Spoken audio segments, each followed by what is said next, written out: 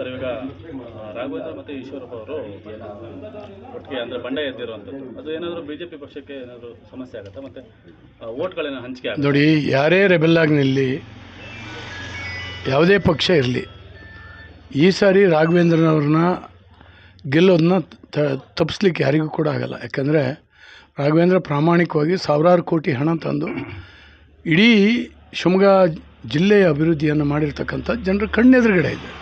ಭಾಷಣದಲ್ಲಿ ಹೇಳಬೇಕಾಗಿದ್ದೆ ಅವಶ್ಯಕತೆ ಇಲ್ಲ. ಅವ್ರು ಮಾಡಿದಂಥ ನ್ಯಾಷನಲ್ ಹೈವೇಗಳಿರ್ಬೋದು, ಸೇತುವೆಗಳಿರ್ಬೋದು, ಸಮುದಾಯ ಭವನಗಳಿರ್ಬೋದು, ವಿಮಾನ ನಿಲ್ದಾಣ, ರೈಲ್ವೆ, ಇವೆಲ್ಲವೂ ಕೂಡ ಜನರ ಕಣ್ಣಿಗೆ ಕಟ್ಟಿದೆ. ಮತ್ತು ಆಶ್ಚರ್ಯ ಪಡ್ತಾ ಇದ್ದಾರೆ ಜನ, ಒಬ್ಬ MP ಇಷ್ಟೊಂದು ಕೆಲಸ ಮಾಡ್ಬೋದಾ ಅಂತ. ಹಾಗಾಗಿ ಈ ಸರಿ ಖಂಡಿತವಾಗೂ ಯಶಸ್ಸಾಗುತ್ತೆ. ರಾಘಣ್ಣ ಗೆಲ್ತಾರೆ. ಜನರ ಮನಸ್ಸೊಳಗಿದೆ, ಅವ್ರನ್ನ ಗೆಲ್ಲಿಸ್ಬೇಕು. ಸರ್, ಈಗ ಕಾಂಗ್ರೆಸ್ ಅಭ್ಯರ್ಥಿ ಗೀತಾ ಶಿವರಾಜ್ಕುಮಾರ್ ಅವರು ಹಣೆ ತಿಲಕವನ್ನು ತೆಗೆದಿರುವಂಥದ್ದು ಎಲ್ಲ ಕಡೆ ಸಾಮಾಜಿಕ ಜಾಲತಾಣದಲ್ಲಿ ಅದು ವೈರಲ್ ಆಗಿತ್ತು. ಅದ್ರ ಬಗ್ಗೆ ನಾನು ನೋಡಿದೆ, ಅದನ್ನು ನಾನು ಹೆಚ್ಚು ಕಮೆಂಟ್ ಮಾಡ್ಕೊಳ್ಳಿಕ್ಕೆ ಹೋಗಲ್ಲ.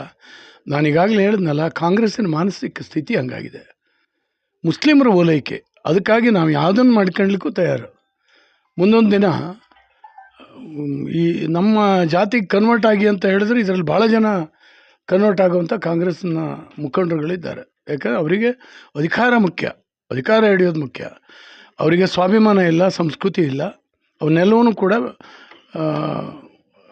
ತೊಡೆದು ಹಾಕ್ಕೊಂಡು ಅವರು ಓಲೈಕೆ ಮಾಡುವಂಥ ಕೆಲಸ ಮಾಡ್ತಾಯಿದ್ದಾರೆ.